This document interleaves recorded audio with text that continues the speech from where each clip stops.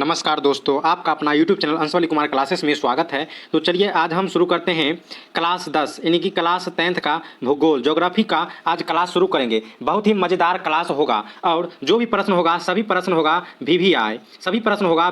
कमज़ोर बच्चा जरूर इस वीडियो को देखिएगा। जो बच्चे को भूगोल नहीं समझ में आता है वो बच्चा वीडियो को अंत तक जरूर देखिए। आपको हम गारंटी देते हैं कि यह वीडियो समझ में आ जाएगा और सभी प्रश्न का उत्तर आप दे सकते हैं अपनी भाषाओं में। वीडियो को अंत तक जरूर देखिएगा। चैनल पर नहीं तो चैनल को सब्सक्राइब कर लीजिएगा और वीडियो अच्छा लगे तो लाइक करना नहीं भूलिएगा। तो चलिए हम वीडियो को स्टार्ट करते हैं। तो जो लोग वीडियो को देख रहे हैं वो वीडियो को सबसे पहले लाइक कर दीजिए और चैनल पर नहीं तो चैनल को सब्सक्राइब कर दीजिए। चलिए वीडियो को हम आगे बढ़ाते हैं। वीडियो में दिया गया है, चैप्टर का नाम दिया गया है कि भारत और संसाधन एवं उपयोग। ऐसा वीडियो आपको यूट्यूब पर कहीं नहीं मिलेगा और वीडियो को पूरा जरूर देखें। तो देखिए सबसे पहले यहाँ पर दिया गया है कि भारत मतलब ये हमारा देश का नाम है भारत। और संसाधन किसे कहते हैं और इनका उपयोग मतलब होता है कि कोई भी चीज़ का उपयोग करना। तो चलिए संसाधन के बारे में समझते हैं। तो मेरा पहला प्रश्न है यही कि प्रश्न संख्या 1 कहता है कि संसाधन को परिभाषित कीजिए। प्रश्न संख्या 1 कह रहा है कि संसाधन को परिभाषित कीजिए। तो चलिए इसका आंसर क्या होगा, पहले हम आंसर बतलाते हैं उसके बाद हम इसे समझाते हैं। तो उत्तर में दिया गया है कि मानव के उपयोग में आने वाली सभी वस्तुओं संसाधन है। यानी कि मानव के उपयोग में जितने भी वस्तु आते हैं, हम लोग मानव हैं और हम लोगों को उपयोग में काम में जितने भी वस्तु आते हैं सभी वस्तु क्या है, तो सभी वस्तु संसाधन है। संसाधन का अर्थ जिम्मरमैन के अनुसार, देखिए जिम्मरमैन एक व्यक्ति था जिन्होंने संसाधन का अर्थ बतलाया है। तो उन्होंने क्या कहा है वो पढ़िए। संसाधन होते नहीं बनते हैं। ऑब्जेक्टिव में बहुत बार पूछा गया है और पूछा जाएगा। यह वीडियो को अंत तक जरूर देखिएगा। इसमें ऑब्जेक्टिव का भी कॉन्सेप्ट क्लियर कराया जा रहा है कि ये जो बात है कि संसाधन होते नहीं बनते हैं, यह ऑब्जेक्टिव में पूछा जाएगा कि संसाधन होते नहीं बनते हैं किसके द्वारा लिखा गया था या किसके द्वारा कहा गया था। तो आपका आंसर होगा जिम्मरमैन के द्वारा। चलिए यह एक नंबरा प्रश्न आ गया। जिम्मरमैन ने कहते हैं कि संसाधन होते नहीं बनते हैं। आगे चलिए बढ़ते हैं। संसाधन भौतिक एवं जैविक दोनों हो सकते हैं। संसाधन जो है वो भौतिक यानी फिजिकली एवं जैविक दोनों हो सकती है। और इसमें क्या क्या आता है, भूमि मृदा जल खनिज जैसे भौतिक संसाधन मानवीय आकांक्षाओं की पूर्ति संसाधन बन जाते हैं। जैविक संसाधन वनस्पति वन्य जीव जलीय जीव जो मानवीय जीवन को सुखमयी बनाते हैं। तो इस प्रकार रहा संसाधन का परिभाषा। संसाधन का परिभाषा में कहा गया है कि आप अपना भाषा में लिख सकते हैं कि मानव को उपयोग में जितने भी वस्तु आते हैं सभी संसाधन हैं। संसाधन का अर्थ ने जिम्मरमैन के द्वारा दिया गया कि संसाधन होते नहीं बनते हैं। संसाधन होते नहीं बनते हैं, याद रखिएगा, संसाधन होते नहीं बनते हैं। संसाधन भौतिक एवं जैविक दोनों होते हैं। जैसे भौतिक में होगा भूमि मृदा जो भूमि का मृदा यानी कि भूमि वाला जो मिट्टी होता है वो हम लोगों को काम में आता है, उसी पर हम लोग अनाज उगाते हैं और खाते हैं। तो इसे ही संसाधन कहते हैं, क्योंकि संसाधन का परिभाषा ही दिया गया कि मानव का उपयोग में आने वाले सभी वस्तु संसाधन है। तो हमको भूमि मृदा उपयोग में आता है। उसके बाद जल खनिज ये सब हमारे उपयोग में आता है। जल हम पीते हैं और खनिज हमारे उपयोग में आता है, जैसे कोयला सोना चांदी आदि सामान। जैसे भौतिकी संसाधन मानवीय आकांक्षाओं की पूर्ति का संसाधन बन जाता है। सही बात है कि ये मानवीय आकांक्षाओं का पूर्ति करता है। अब अगला है जैविक में आ जाता है वनस्पति का भी हम लोग उपयोग करते हैं। वनस्पति का तेल होता है, वनस्पति जिसमें फर्नीचर भी होता है उसी का जलावन भी होता है। और वन्य जीव जो होता है, बहुत सा जीव हमारे पर्यावरण को साफ करता है और कुछ जीव को मारकर हम लोग मांस के रूप में भी खाते हैं। और जलीय जीव जैसे मछली हुआ, इसे भी हम मांस के रूप में खाते हैं और यह जल को भी कुछ स्वच्छ करता है। ये सब मानवीय जीवन को सुखमय बनाता है, इसे ही संसाधन कहते हैं। तो इस प्रकार संसाधन का परिभाषा। अगर आप लोगों को अच्छा लगे तो इसको स्क्रीनशॉट कर ले और कॉपी पर लिखकर याद कर ले और अच्छी तरह से एग्जाम में लिखिएगा ताकि आपको बिहार बोर्ड के द्वारा नंबर नहीं काटा जाए या किसी भी बोर्ड के द्वारा नंबर नहीं काटा जाए। तो चलिए अब अगला प्रश्न पर चलते हैं। तो अगला प्रश्न इस प्रकार है कि प्रश्न संख्या 2 कहता है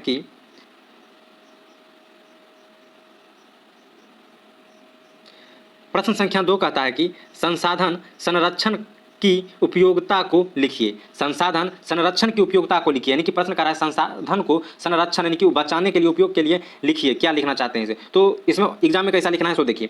एग्जाम में आप लिखिएगा संसाधन को जहां पर जरूरत होता है वहीं पर खर्च करना चाहिए, नहीं तो यह हमारे सामाजिक आर्थिक सांस्कृतिक एवं पर्यावरणिक समस्याओं को जन्म देती है। सही बात कहा गया है कि संसाधन को जहां उपयोग होता है वहीं पर हमें खर्च करना चाहिए। अगर अन्यथा अलग खर्च करते हैं तो वही हमारे समाज पर, आर्थिक पर और संस्कृति पर्यावरण पर समस्या का जन्म होता है। ये एक समस्या आ जाता है जो कि आपदा प्रबंधन कहते हैं या बहुत सारा बात कहते हैं। तो ये सब संसाधन के ही कारण होता है। तो संसाधन को हमें अच्छी तरह से उपयोग करना चाहिए। जहाँ उपयोग है वहीं करना चाहिए, जहाँ उपयोग नहीं है वहाँ नहीं करना चाहिए। अधिक खर्च नहीं करना चाहिए, सोच समझकर खर्च करना चाहिए।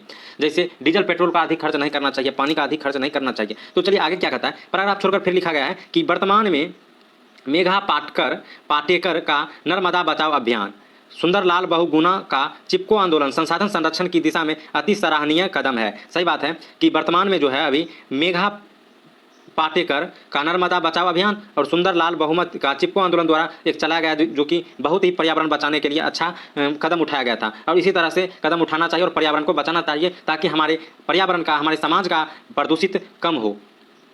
इसमें दो ऑब्जेक्टिव प्रश्न बनता है। पहला बनता है कि नर्मदा बचाओ अभियान किसके द्वारा चलाया गया था, तो याद रखिएगा मेघा पाटेकर द्वारा। अगला प्रश्न दूसरा बनेगा कि चिपको आंदोलन किसके द्वारा किया गया था, तो सुंदरलाल बहुगुणा। प्रश्न याद रखिएगा ताकि ऑब्जेक्टिव बनाने में आसान हो। तो चलिए, अगर ये प्रश्न का स्क्रीनशॉट लेना चाहते हैं तो ले सकते हैं। और अब चलते हैं अगला प्रश्न पर, प्रश्न संख्या 3 पर। तो प्रश्न संख्या 3 क्या कहता है, तो चलिए देखते हैं। प्रश्न संख्या 3 कहता है कि संसाधनों के वर्गीकरण के विभिन्न आधार क्या है। संसाधनों के वर्गीकरण के विभिन्न आधार क्या है। संसाधन जो संसाधन को वर्गीकरण यानी कि बांटा गया है, उसका विभिन्न आधार है, वो क्या क्या है। तो सबसे पहले एग्जाम में लिखा जाता है हेडिंग में कि संसाधन के वर्गीकरण के विभिन्न आधार निम्नलिखित है। उसके बाद नंबर 1 में लिखा गया है कि उत्पत्ति के आधार पर जैव और अजैव। समझ गए, उत्पत्ति के आधार पर 2 वर्गीकरण हो गया, जैव और अजैव। चलिए, अगला है उपयोगिता के आधार पर, इसमें नवीकरणीय और अनवीकरणीय। तीसरा है स्वामित्व के आधार पर, तो इसमें हो जाएगा व्यक्तिगत, सामुदायिक, राष्ट्रीय और अंतर्राष्ट्रीय। चौथा है विकास की स्थिति के आधार पर, इसमें होगा संभाव्य, विकसित, भंडार और संचित। तो याद रखिएगा, बहुत ही विभिन्न प्रश्न है और प्रश्न बार बार इस प्रकार का प्रश्न परीक्षाओं में पूछा जाता है। तो चलिए, अब हम अगला प्रश्न पर चलते हैं। अगर इसके भी स्क्रीनशॉट लेना चाहते हैं तो ले सकते हैं। चलिए, अब हम अगला प्रश्न पर चलते हैं। तो अगला प्रश्न इस प्रकार है कि ये थोड़ा सा लंबा प्रश्न आ जाता है। तो अगला प्रश्न है कि मानव के लिए संसाधन क्यों आवश्यक है। मानव यानी कि हम लोगों के लिए संसाधन क्यों आवश्यक है। तो चलिए, ये बहुत ही इंपॉर्टेंट प्रश्न है और सभी लोगों को जानना चाहिए। और वीडियो को अंत तक जरूर देखिए। वीडियो अच्छा लगे तो लाइक जरूर करिएगा। चैनल पर नहीं तो चैनल को सब्सक्राइब करना नहीं भूलिएगा, ताकि सभी विषयों के क्वेश्चन आंसर का वीडियो मिलता रहे। तो चलिए, अब हम बतलाते हैं कि प्रकृति के द्वारा दिए गए प्रकृति के द्वारा क्या क्या दिए गए हैं, उन सब चीज़ों के बारे में यहाँ बताया गया। तो हवा, पानी, वन, वन्यजीव, भूमि, मिट्टी, खनिज, संपदा एवं शक्ति के साधन या स्वयं मनुष्य द्वारा निर्मित संसाधन के बिना मनुष्य की जरूरत तो पूरी नहीं हो सकती है तथा सुख सुविधा नहीं मिल सकती है। बात समझे क्या कर रहा है कि जो प्रकृति के द्वारा दिया गया है सो और मानव निर्मित के दिया गया है सो, सभी संसाधन अगर नहीं रहेगा तो इंसान को सुख सुविधा नहीं मिलेगा और इंसान नहीं जी पाएगा, मर जाएगा या जीव भी नहीं जी पाएगा। अगर बताइए कि प्रकृति के दिया हुआ हवा नहीं रहेगा तो क्या इंसान या कोई जीव जीवित रहेगा? नहीं। पानी नहीं रहेगा तो रहेगा नहीं। वन नहीं रहेगा तो हम लोग नहीं जीवित रहेंगे, ना ही वन्य जीव जीवित रहेगा। भूमि नहीं रहेगा तो हम लोग कहाँ रहेंगे और कहाँ पर उपजा कुछ भी करेंगे। मिट्टी नहीं रहेगा तो कैसे हम खेती करेंगे। खनिज नहीं रहेगा तो कैसे हम उपयोग करेंगे कोई भी चीज़ और इसे कोई भी काम को आसान कर सकते हैं। खनिज ही ऐसा है जो बड़ा से बड़ा काम को आसान किया जा सकता है।